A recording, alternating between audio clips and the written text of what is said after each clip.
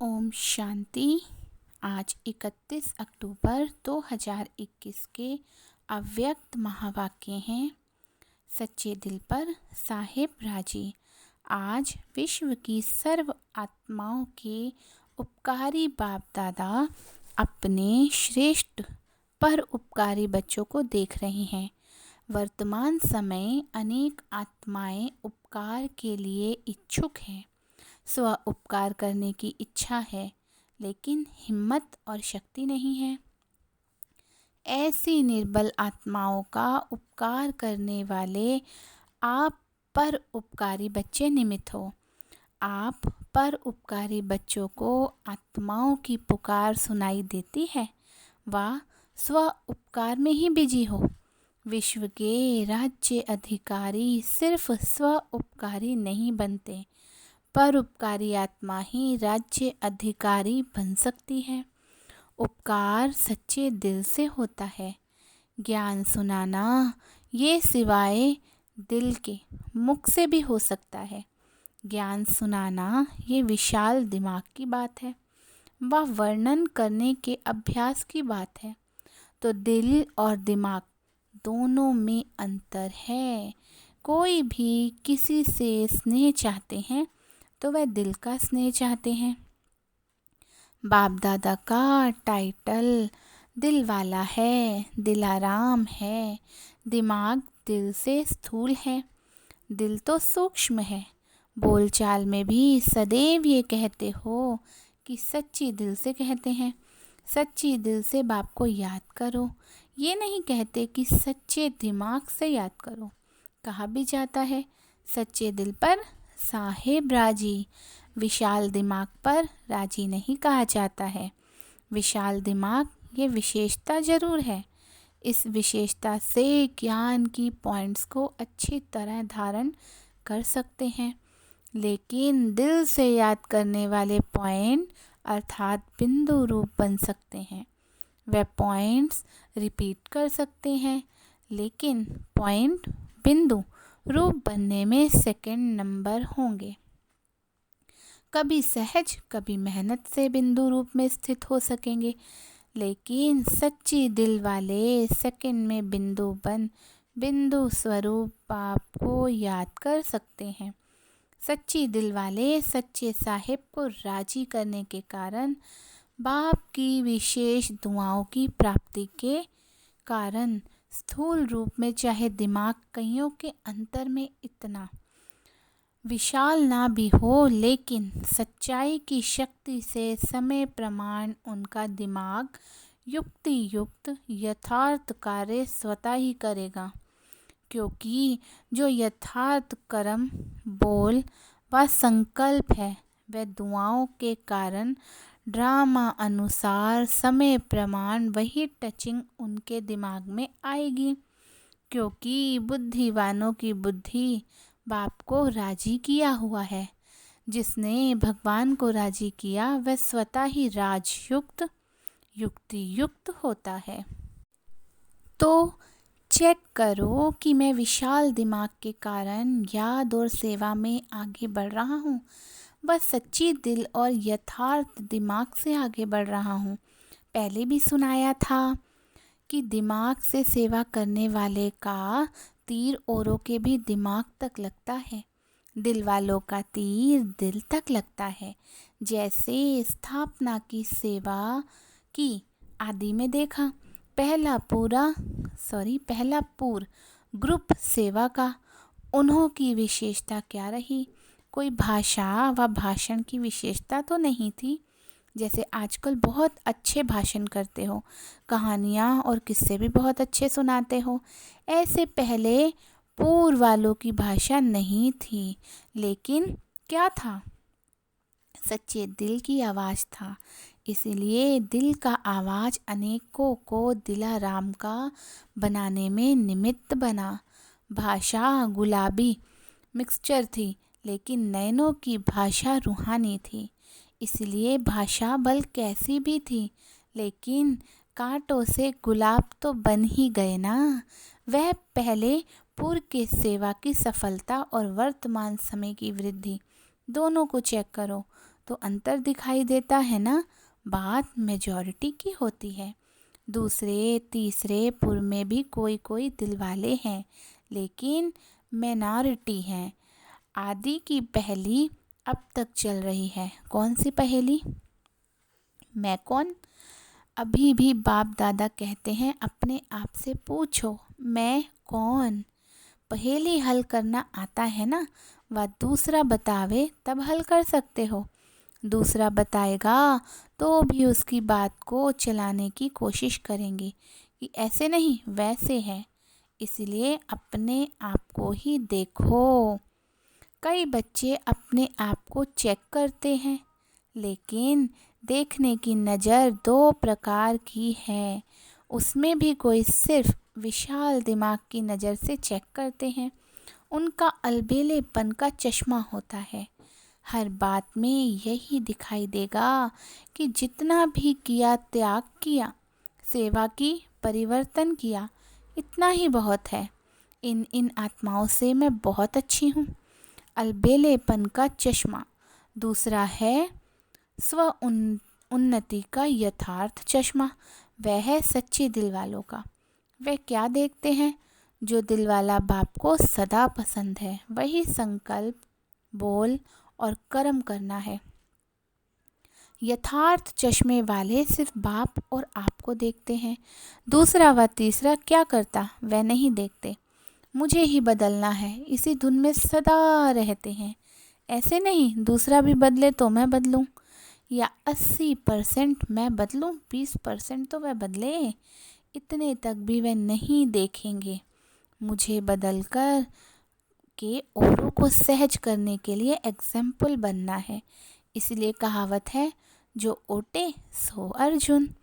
अर्जुन अर्थात अलौकिक जन्म। इसको कहा जाता है यथार्थ चश्मा व यथार्थ दृष्टि। वैसे भी दुनिया में मानव जीवन के लिए दो बातें हैं, दिल और दिमाग।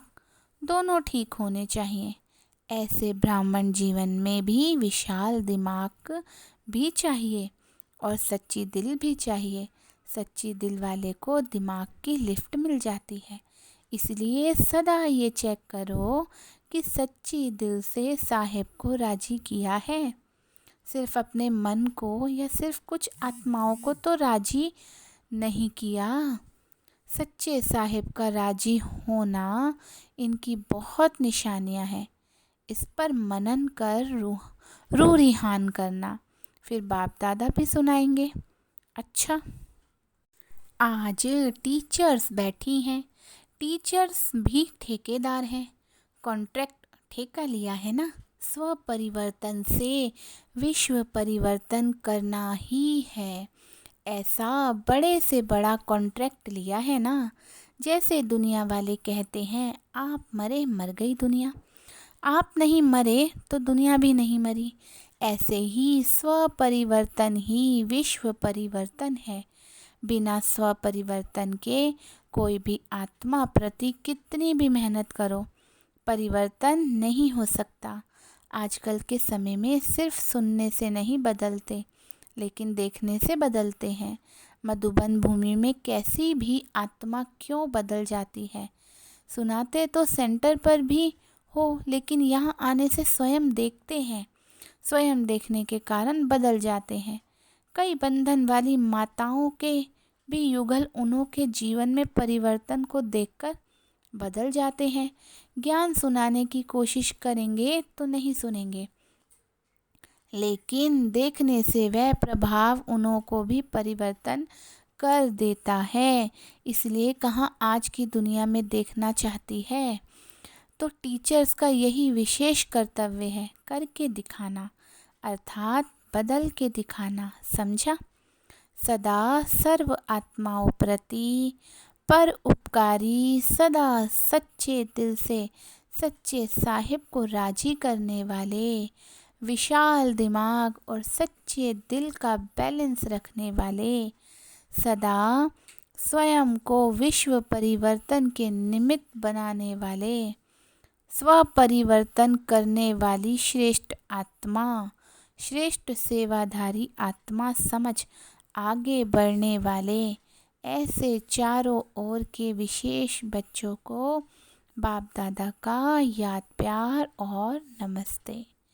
हम रूहानी बच्चों की रूहानी बाप दादा को याद प्यार, गुड मॉर्निंग, नमस्ते नमस्ते नमस्ते। दिल्ली ग्रुप से प्राण अव्यक्त बाप दादा की मुलाकात। सभी के दिल में बाप का स्नेह समाया हुआ है। स्नेह ने यहाँ तक लाया है। दिल का स्नेह दिलाराम तक लाया है। दिल में सिवाय बाप के और कुछ रह नहीं सकता। जब बाप ही संसार है तो बाप का दिल में रहना अर्थात बाप में संसार समाया हुआ है। इसलिए एक मत, एक बल, एक भरोसा। जहाँ एक है वहाँ ही हर कार्य में सफलता है। कोई भी परिस्थिति को पार करना सहज लगता है या मुश्किल। अगर दूसरे को देखा, दूसरे को याद किया तो दो में एक भी नहीं मिलेगा, इसलिए मुश्किल हो जाएगा। बाप की आज्ञा है मुझ एक को याद करो। अगर आज्ञा पालन करते हैं तो आज्ञाकारी बच्चे को बाप की दुआएं मिलती हैं और सब सहज हो जाता है। अगर बाप की आज्ञा को पालन नहीं किया तो बाप की मदद व दुआएं नहीं मिलती हैं, इसीलिए मुश्किल हो जाता है। तो सदा आज्ञाकारी होना। लौकिक संबंध में भी आज्ञाकारी बच्चे पर कितना स्नेह होता है। वह है अल्पकाल का स्नेह, ये है अविनाशी स्नेह। ये एक जन्म की दुआएं अनेक जन्म साथ रहेंगी। तो अविनाशी दुआओं के पात्र बन गए हो। अपनी ये जीवन मीठी लगती है ना। कितनी श्रेष्ठ और कितनी प्यारी जीवन है। ब्राह्मण जीवन है तो प्यारी है।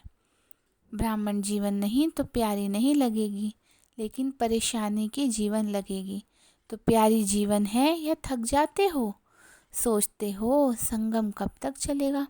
शरीर नहीं चलते, सेवा नहीं कर सकते, इससे परेशान तो नहीं होते हो। ये संगम की जीवन सर्व जन्मों से श्रेष्ठ है। प्राप्ति की जीवन है, फिर तो प्रारब्ध भोगने की जीवन है। कम होने की जीवन है, अभी भरने की है। 16 कला संपन्न तो अभी बनते हो। 16 कला अर्थात फुल। ये जीवन अति प्यारी है।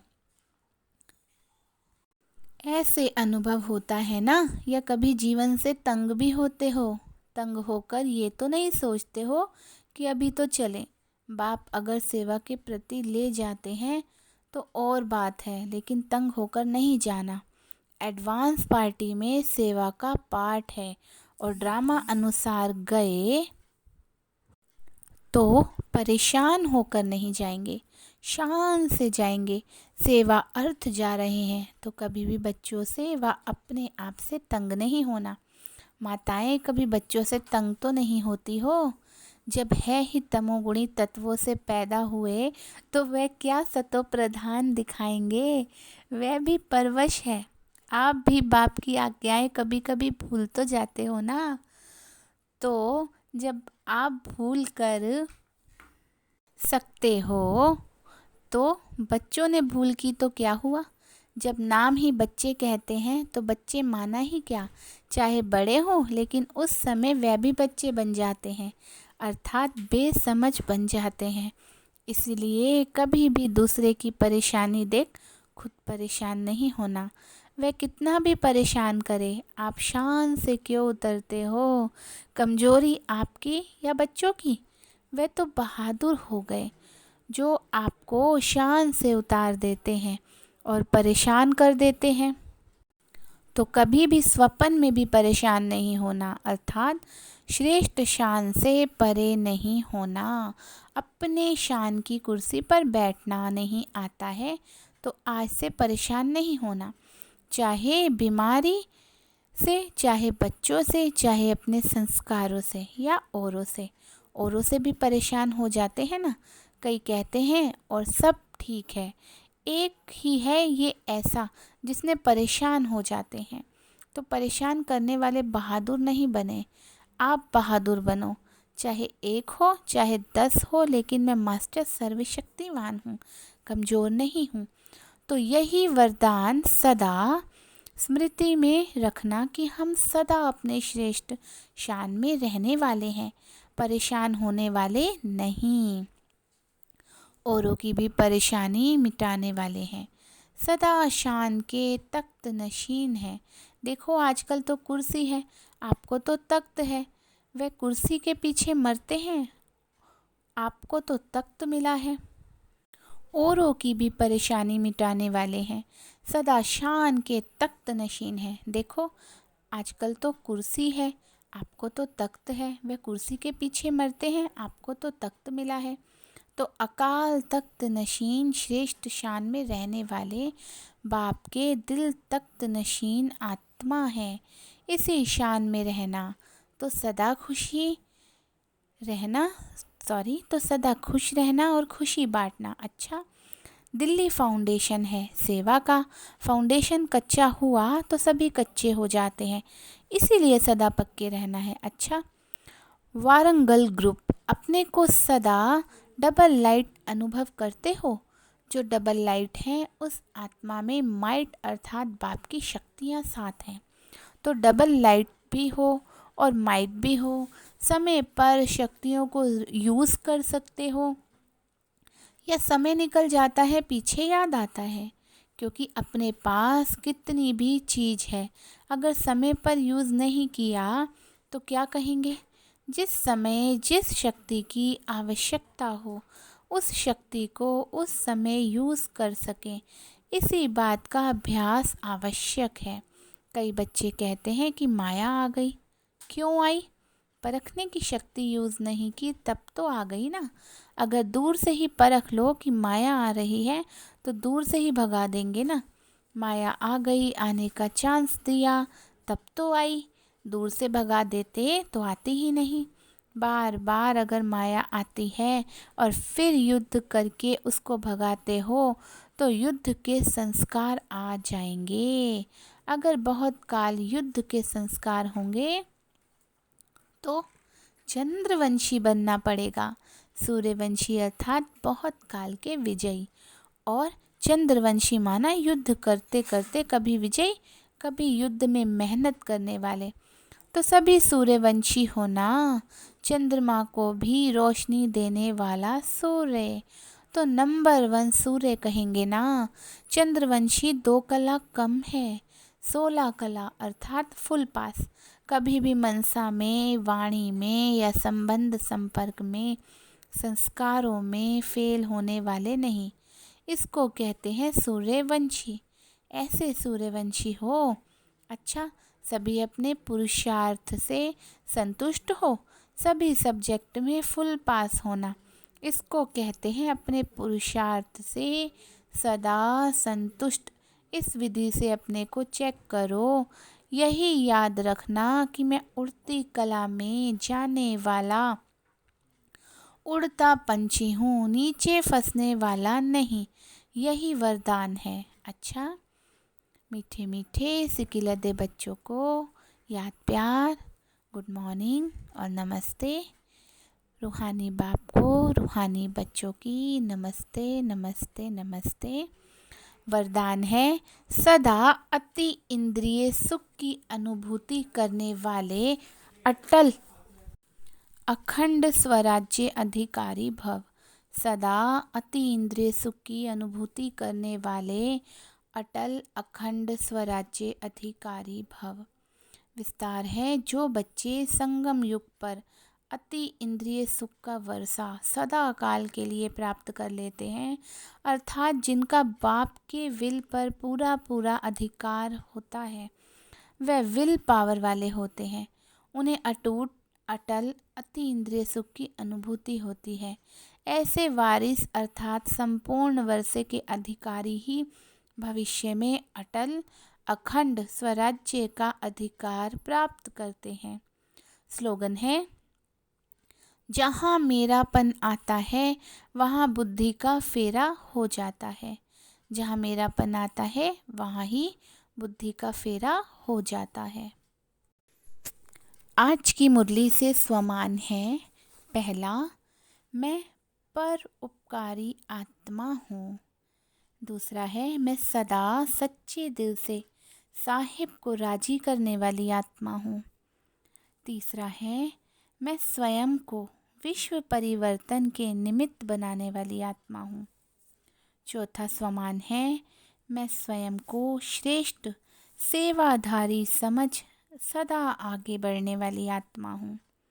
पांचवा स्वमान है, मैं बाप की दिल तख्त नशीन आत्मा हूँ। छठा स्वमान है, मैं उड़ती कला में रहने वाली उड़ता पंछी हूँ। सातवां स्वमान है, मैं अति इंद्रिय सुख की अनुभूति करने वाली आत्मा हूँ।